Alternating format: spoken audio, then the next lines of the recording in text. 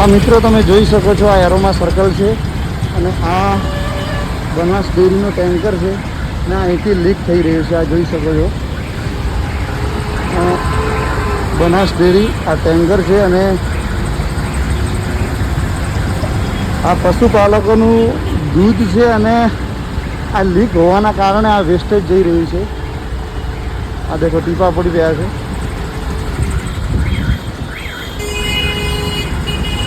આપણે ડ્રાઈવરને પૂછવાનો પ્રયાસ કરીશું કે કેમ આ લીક થાય છે. આ ટેન્કર કેમ લીક છે? હા, લીક છે. દેવો બાજુમાં.